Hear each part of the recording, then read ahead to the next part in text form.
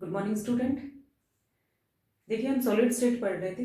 Last class में मैंने आपको बताया था कि सॉलिड क्या होते हैं, उनकी जनरल प्रॉपर्टीज के बारे में बताया था, और क्रिस्टलाइन सॉलिड क्या होते हैं और अमॉर्फस सॉलिड क्या होते हैं। इसके अलावा मैंने आपको बताया था कि क्रिस्टल लैटिस क्या होता है और यूनिट सेल क्या होती है, और यूनिट सेल या फिर ये कहें कि क्रिस्टल के पार्ट्स हमने देखे थे। आज हम बात करते हैं टाइप्स ऑफ यूनिट सेल की।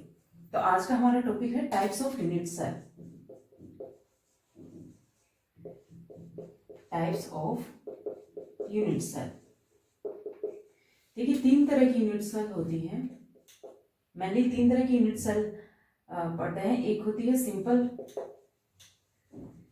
क्यूबिक, या फिर मैं ये कहूँ प्रिमिटिव का टाइप की प्रिमिटिव यूनिट सेल, यानी काय केंद्रित एकक कोशिका। एक होती है face centred unit cell, face centred unit cell, फलक केंद्रित एकक कोशिका। और एक होती है बेस सेंटर्ड यूनिट सेल, काय केंद्रित एकक कोशिका। ये होती है सरल एकक कोशिका, ये फलक केंद्रित एकक कोशिका, और ये क्या होती है काय केंद्रित एकक कोशिका, जिसे बीसीसी कहते हैं हम शॉर्ट में, इसे एफसीसी। ठीक है, यानी तीन तरह की यूनिट सेल बेसिकली हम पढ़ते हैं। एक तो सिंपल क्यूबिक यूनिट सेल या फिर कहें प्रिमिटिव टाइप की यूनिट सेल, और एक हम पढ़ते हैं फेस सेंटर्ड यूनिट सेल, और एक हम पढ़ते हैं जो बेस सेंटर्ड यूनिट सेल है। ठीक है, तो पहले मैं बात करती हूँ जो सिंपल क्यूबिक या प्रिमिटिव टाइप की यूनिट सेल क्या होती है, या फिर सिंपल क्यूबिक क्रिस्टल क्या होते हैं। देखिए, इस तरह की यूनिट सेल जिसमें जो अवयवी कण होते हैं, यानी कि इस तरह के क्रिस्टल जिसमें अवयवी कण यूनिट सेल के कोनों पे उपस्थित रहते हैं। देखिए, इस तरह से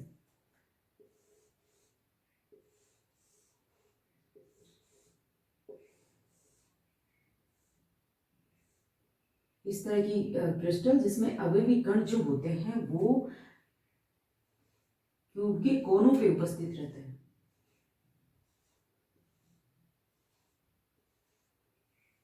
उसे हम क्या कहते हैं, प्रिमिटिव टाइप की यूनिट सेल कहते हैं। तो इस तरह की जो यूनिट सेल होती हैं उनमें हम अवयवी कणों की संख्या देखें तो क्या होगी, नंबर ऑफ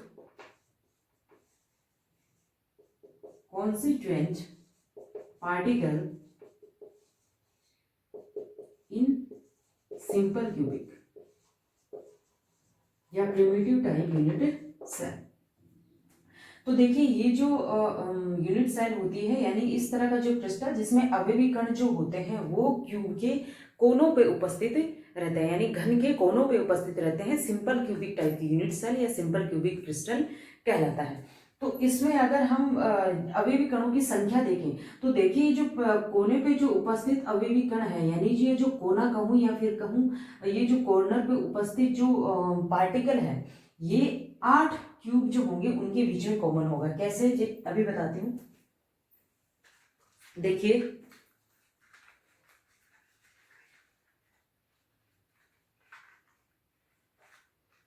फॉर एग्जांपल हम ये इससे एक्सप्लेन करते हैं, हालांकि ये क्यूब नहीं है। अब देखिए, मान लीजिए यहाँ इस वाले कोने पे, यहाँ फ्रंट पे, यानी ये जो कोना है, इस यूनिट सेल का ये वाला कोना है। मान लीजिए ये कोई यूनिट सेल है, इस यूनिट का ये वाला जो कोना है, इस कोने पे जो अवयवी पार्टिकल है, ये देखिए इस वाले यूनिट सेल में भी कॉमन है, इस वाले यूनिट सेल में भी कॉमन है, और इस वाली यूनिट सेल में कॉमन है। यानी हम देख रहे हैं कि 4 यूनिट सेल के बीच में ये कॉमन है। अगर इसके ऊपर 4 और अपन रख दें तो ये वाला कोना जो होगा वो यानी कि 8 के बीच में कॉमन होगा। तो हम कह सकते हैं कि जो कोने पे अवयवी कण उपस्थित होता है वो 8 यूनिट सेल के बीच में क्या होता है, कॉमन होता है। ठीक है, तो हम लिख सकते हैं कि ये जो पार्टिकल है इसका हिस्सा कितना है इस यूनिट सेल में, 1/8 है, और टोटल कितने पार्टिकल है, 8 है, इंटू 8 इक्वल टू क्या गया, 1। यानी कि इस यूनिट सेल में अवयवी कणों की संख्या कितनी होगी, 1। देखिए, मैंने 1/8 इसलिए लिखा है कि ये जो कोने का जो प्रत्येक अवयवी कण है, यानी कि कोने पे जो अवयवी कण रहेगा क्यूब के कोने पे, वो अवयवी कण जो होगा वो 8 यूनिट सेल के बीच में कॉमन होगा। तो जब 8 यूनिट सेल के बीच में एक अवयवी कण कॉमन है तो उस कण का उस एक पर्टिकुलर यूनिट के अंदर हिस्सा कितना रहा, 1/8 रहा। टोटल कण कितने हैं 8 है, 1/8 इंटू 8 इजिकल टू क्या आ गया 1 आ गया। अब हम बात करते हैं नेक्स्ट यूनिट सेल की।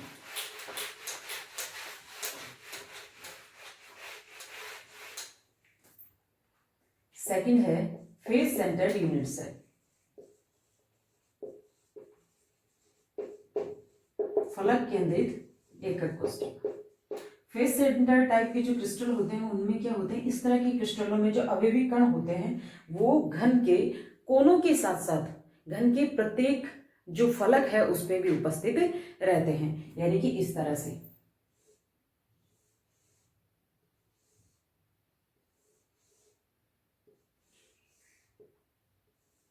मान लीजिए ये कोई यूनिट सेल है।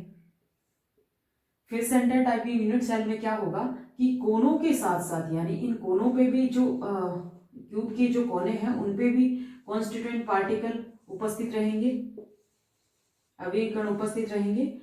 और जो फलक है, फलक कितने हैं 6, कोने 8 है, और जो फलक है यानी फेस कितने हैं, ये वाले फेस है, ये सामने वाले फेस पे, ये जो पीछे वाला फेस है ये वाला, इस पे ये बीच में सेंटर में, इधर वाला जो फेस है इसके बीच में, इधर वाले फेस के बीच में, और नीचे वाले फेस के बीच में, और ये जो ऊपर वाला फेस है इसके बीचों बीच। इस तरह से कॉन्स्टिट्यूएंट पार्टिकल जो होते हैं वो अरेंज रहते हैं। तो अगर हम एफसीसी टाइप के जो यूनिट सेल हैं उनमें अवयवी कणों की संख्या देखें तो कितनी होगी, नंबर ऑफ कॉन्स्टिट्यूएंट पार्टिकल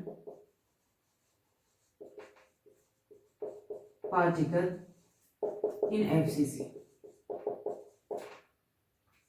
इसमें देखिए पार्टिकल कहाँ कहाँ उपस्थित है, एक तो क्या है क्यूब के कोने पे उपस्थित है, यानी 8 कोनों पे उपस्थित है। तो जो कोने पे उपस्थित है वो प्रत्येक पार्टिकल का हिस्सा कितना है 1/8 है, और टोटल कण कितने हैं 8 है। प्लस यहाँ देखिए प्रत्येक फेस के सेंटर में भी पार्टिकल प्रेजेंट है, यानी कि टोटल फेस कितने होते हैं क्यूब के 6 होते हैं, 6 ही होते हैं ना। देखो 1 2 3 4 5 और पीछे वाला 6। पार्टिकल फेस 6 है, यानी पार्टिकल की संख्या कितनी है 6 है। लेकिन जो फेस के सेंटर में जो भी पार्टिकल प्रेजेंट होता है वो मान लीजिए यहाँ पे एक कोई पार्टिकल प्रेजेंट है फेस के सेंटर में, ये 2 यूनिट सेल के बीच में कॉमन होता है। यानी ये जो पार्टिकल है ये इस वाली यूनिट सेल के फेस के सेंटर में भी रहेगा और इस वाली यूनिट सेल के फेस के सेंटर में भी रहेगा, यानी 2 यूनिट सेल के बीच क्या रहता है, ये कॉमन रहता है। तो इसका इस जो फेस के सेंटर में जो पार्टिकल रहेगा उसका इस यूनिट सेल में हिस्सा कितना रहेगा 1/2। कितना आ गया 1 + 3 = 4। यानी कि जो फेस सेंटर्ड यूनिट सेल होती है उनमें कॉन्स्टिट्यूएंट पार्टिकल की संख्या कितनी होती है 4 होती है। नेक्स्ट यूनिट सेल की बात करें तो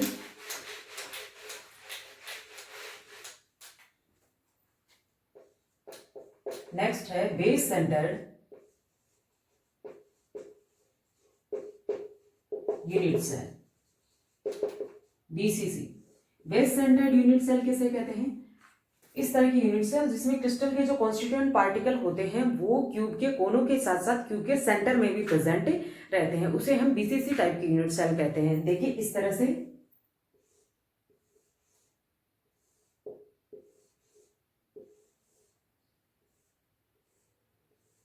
कॉन्स्टिट्यूएंट पार्टिकल जो होंगे वो क्यूब के कोनों पे भी रहेंगे इस तरह से,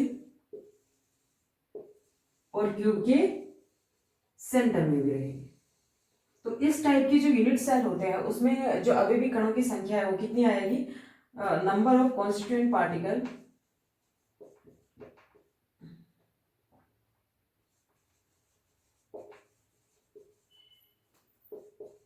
इन बीसीसी।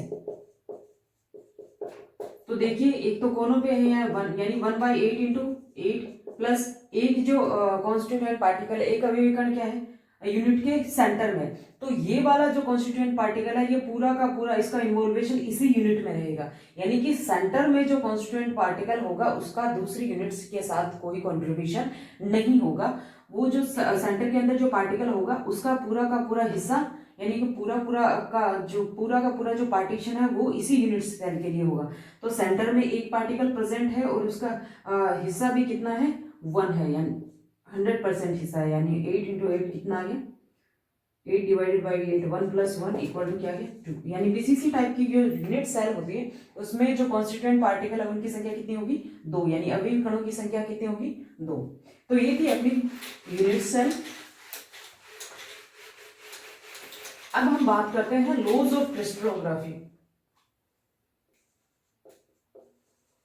Laws of crystallography. देखिए क्रिस्टलोग्राफी की जो लॉज है वो 3 है। एक है law of constancy of interfacial angle, एक है लॉ ऑफ सिमेट्री और एक है लॉ ऑफ रेशनल इंडाइसेस।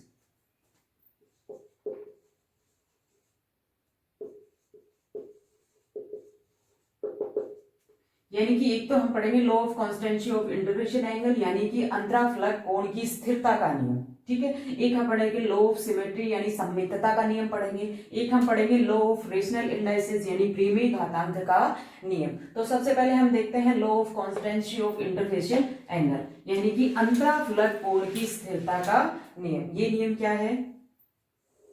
देखिए ये नियम स्टेनो नामक साइंटिस्ट ने दिया था, इसलिए इसे स्टेनो का नियम भी कहते हैं। ये नियम क्या कहता है? ये नियम ये कहता है कि एक ही पदार्थ के क्रिस्टल यानी कि कोई क्रिस्टलाइन सब्सटेंस है उसको आप अलग अलग सिचुएशन में उसकी क्रिस्टल अगर हम बनाएंगे तो हालांकि अलग अलग परिस्थिति में हमने उसका क्रिस्टलाइजेशन किया है तो उसके क्रिस्टलों की जो शेप होगी उनका जो आकार होगा वो क्या होगा? अनियमित होगा। आकार अनियमित होगा, मतलब कोई क्रिस्टल छोटा होगा कोई बड़ा होगा। लेकिन इन दोनों ही सिचुएशन में जो क्रिस्टल तैयार किए गए हैं इन क्रिस्टलों में जो इंट्राफेशियल एंगल होगा उसका मान क्या होगा? सेम होगा। यानी कुल मिला के ये लॉ क्या कहता है कि कोई भी क्रिस्टलाइन सब्सटेंस है उसके इंटरफेशियल एंगल का मान क्या होता है? एक अभिलाक्षणिक होता है। यानी कि हम ये कहें कोई भी क्रिस्टलाइन सॉलिड है उसके जो कैरेक्टरिस्टिक प्रॉपर्टी होती है यानी कि उसका इंटरफेशियल एंगल का मान एक फिक्स होगा जो इसकी क्या होगी? कैरेक्टरिस्टिक प्रॉपर्टी होगी। तो यानी कि अब जैसे कोई भी क्रिस्टलाइन सॉलिड है उसके अलग अलग सिचुएशन में हमने क्रिस्टल तैयार किए तो उन क्रिस्टलों का आकार हालांकि अलग अलग परिस्थिति में तैयार किए गए तो उनका आकार अलग अलग हो सकता है, यानी छोटे बड़े अनियमित आकार कैसे भी हो सकते हैं। लेकिन उनमें जो अंतराफलक कोण का मान होगा वो मान हमेशा समान होगा। यानी अंतराफल अर्थात हम कह सकते हैं कि जो क्रिस्टलाइन सॉलिड होते हैं उनके लिए जो अंतराफलक कोण है वो उनकी अभिलाक्षणिक प्रॉपर्टी होती है यानी कैरेक्टरिस्टिक प्रॉपर्टी होती है। एक पर्टिकुलर क्रिस्टलाइन ठोस का सॉलिड का जो इंटरफेशियल एंगल है वो क्या होता है? फिक्स होता है। और इस लॉ को स्टेनो ने दिया था इसलिए इसे स्टेनो का नियम भी कहते हैं या फिर law of constancy of interfacial angle कहते हैं। अंतराफलक कोण की स्थिरता का नियम कहते हैं। यानी मान लीजिए कोई भी क्रिस्टल है उसको हमने अलग अलग सिचुएशन में यानी 3 कंडीशन में उसको उसके क्रिस्टल प्रिपेयर किए तो एक कंडीशन में हमें इस तरह के क्रिस्टल मिले, दूसरी सिचुएशन में हमें इस तरह के क्रिस्टल मिले,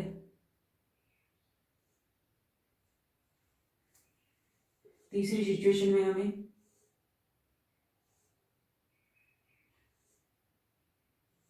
इस तरह की। यानी कि जो ये क्रिस्टल है इनका आकार जो है वो एनिमिक मिलेगा लेकिन इनमें जो अंतराफलक कोण का मान है वो क्या रहेगा? सेम रहेगा।